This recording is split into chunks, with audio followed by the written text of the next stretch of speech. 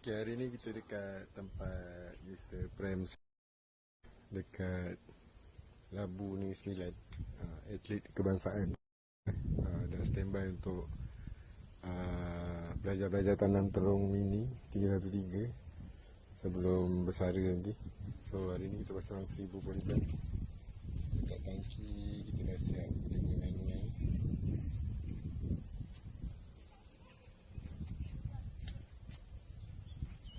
Pump 1 horsepower.